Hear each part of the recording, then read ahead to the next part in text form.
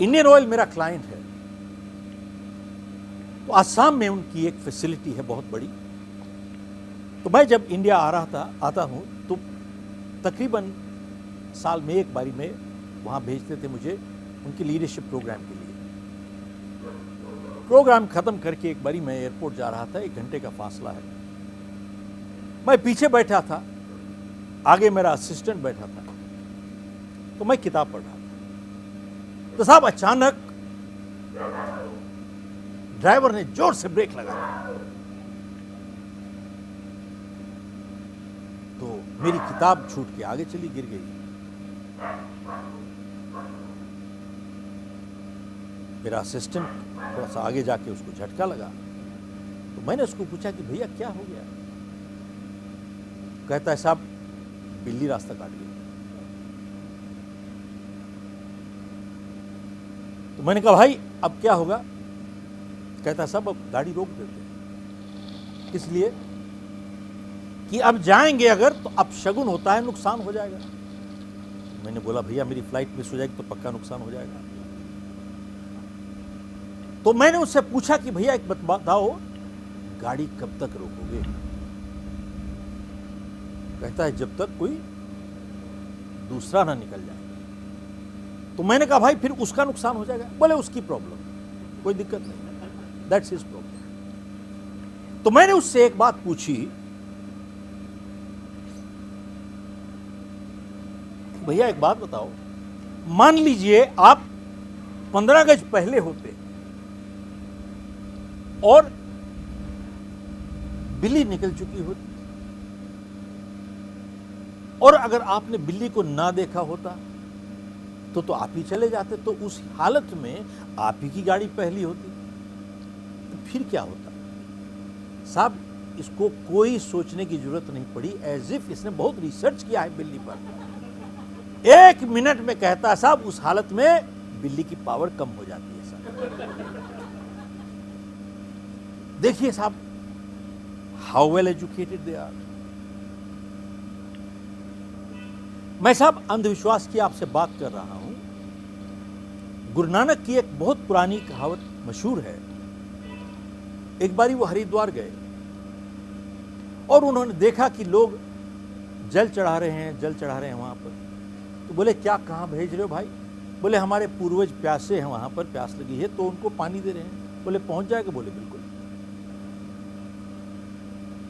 तो गुरु नानक उल्टे होके दूसरी तरफ, उल्टी तरफ पानी फेंकने लगे। तो सबने कहा कि ये तो गलत काम कर रहे हैं, तो कैसे अनजान आदमी है। तो पूछते हैं गुरु नानक से, भाई आप क्या कर रहे हो? ये तो गलत जगह पानी फेंक रहे हो, कहाँ पानी दे रहे हो? बोले मैं तो अपने खेतों को पानी दे रहा हूँ। बोले खेत कहाँ है? बोले पंजाब में। बोले पहुँच जाएगा?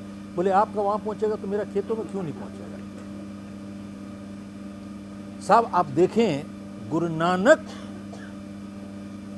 ने शुरुआत ही की थी अंधविश्वास के ऊपर।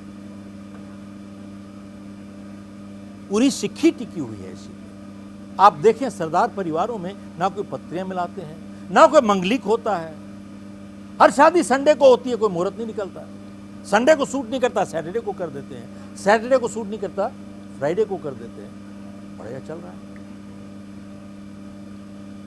साहब। हम लोगों, ये जो अंधविश्वास है इसने हम लोगों को एकदम कमजोर बना दिया है जिंदगी में। और जब भी कुछ गलत होता है जिंदगी में, उससे सीख लेने की बजाय हम लोग स्टार्स को ब्लेम करते हैं साहब, और कुछ नहीं सीखते और वही गलती दोबारा से दोहराते चले जाते हैं, again and again and again. कोई 6-8 महीने की बात है, इंडिया टुडे में एक आर्टिकल निकला था, बहुत बढ़िया आर्टिकल था साहब। उन्होंने बताया कि ये ज्योतिष के बारे में क्या हो रहा है। जानते हैं नॉर्थ इंडिया में तो कम है, लेकिन साउथ इंडिया में हैदराबाद, मद्रास, बेंगलोर, चाइल्ड बर्थ जो हो रहे हैं, they are C section through operation. Are you with me? आपने भी शायद सुना होगा 60, 70, 80% ऑफ चाइल्ड बर्थ जो हो रहे हैं जन्म, वो ऑपरेशन से किए जा रहे हैं। क्यों? क्योंकि किसी ने मुहूर्त निकाल दिया, साहब इसी टाइम निकाल लो। आप देखें अंधविश्वास की भी एक लिमिट कहां पे पहुंच गए हम लोग, कहां जाओगे आप? इतिहास से हम यही सीखे कि हम सीखे ही कुछ नहीं। हमारी इतनी लड़ाइयां हुई, पानीपत की लड़ाई हुई, दूसरी हुई, हम लोग 4-4 गुना फौजें थी मुगलों के खिलाफ, लेकिन राज जोशी ने बोला लड़ने का टाइम नहीं है भाई, अभी टाइम ठीक नहीं है, वेट करो। उन्होंने 1/4 उनकी फौज थी, 4 गुना आदमी को मार के ले लिया, देश ले लिया। हम फिर भी सीखे ही नहीं, यही सीखे कि हम सीखे ही कुछ नहीं।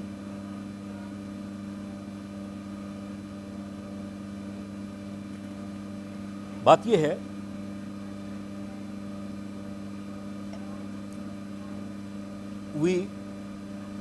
हमारा एक कोटेशन है, जीतने वाले कोई अलग काम नहीं करते, हर काम अलग ढंग से करते हैं। मैं वापस एक और बात कहना चाहूंगा कि अंधविश्वास किस तरीके से हो रहा है हम लोग के देश में। एक बारी एक व्यापारी था, वो कपड़ा गठरी में ले लेके बेचता था। तो जैसे उम्र बढ़ी उसकी, थक जाता तो रास्ते में एक मंदिर आता था, रुक जाता था, बैठ जाता था वहां पर। तो वहां जो पुजारी था उसको एक बारी तरस आ गया इसके ऊपर कि भाई गठरी उठा रहा है, उम्र बढ़ रही है इसकी। तो उसके पास एक गधा था, कहता भैया ये गधा ले जाओ, आप गधे पे गठरी रख लिया करो, कम से कम वजन कम हो जाएगा। बहुत खुश हुआ, उसका भाव कम हो गया। जब खुद भी थक जाता था, खुद भी गधे पे बैठ जाता था। तो कुछ दिन के बाद गधा मर गया बेचारा। अब उसको दिल में ऐसा ख्याल आया कि भाई जीते जिस गधे ने इतनी मेरी सेवा की है, इसका अंतिम संस्कार कोई ठीक तरीके से करना चाहिए, ऐसे थोड़ी कि दाह संस्कार करके खत्म कर दिया उसको। तो उसने एक समाधि बनाई, उसमें धूप बत्ती लगाई, मोमबत्ती लगाई, और वहां पर बैठ के घंटी में टुन टुन कर रहा था बैठ के। तो इतने में बगल से कोई साहूकार गुजर रहा था, तो उसको परेशानी थी पैसे की। तो एकदम आया, उसने समाधि देखी, मोमबत्ती देखी, धूप बत्ती देखी, तो घंटी बज रही थी यहाँ पर। तो बोला कि महान आत्मा की समाधि होगी भाई।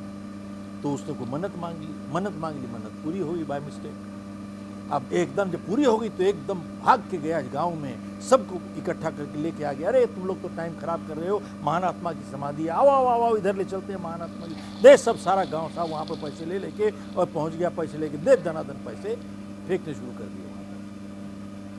पैसे इकट्ठे हो गए सर। तब उस पुजारी को खबर मिली कि यहाँ कुछ नई समाधि खुल गई है भाई, कोई नया मंदिर आ गया, पैसे वहां चढ़ रहे हैं।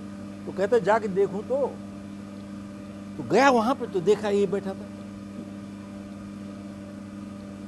इसको पूछता है कि भाई किसकी समाधि है? कहता है गुरुजी आपसे झूठ नहीं बोल सकता हूं, बताइएगा किसी को नहीं, मेरे पेट पे लात लग जाएगी। जो गधा आपने दिया था ये उसी की समाधि है। कहता चल ठीक है, चुप रहो, पैसे इकट्ठे करो। तो व्यापारी जो था यहाँ पर बैठ के अपने पुजारी से पूछता है जिसने गधा दिया था, पूरी जो जहाँ आप बैठते हैं वो किसकी समाधि है? बोले तू भी किसी को बताना मत बेटा, वो इसकी माँ की समाधि है। तो सब ऐसा है, गधों की पूजा हो रही है बैठ के। इतने लेवल तक अंधविश्वास हो चुका है। मैं दोबारा से कहता हूं, देखिए आस्था ठीक है, विश्वास ठीक है, अंधविश्वास ठीक नहीं है। ये इंसान को कमजोर बना देता है। भावना की रिस्पेक्ट होती है, लेकिन अंधविश्वास की क्या रिस्पेक्ट है?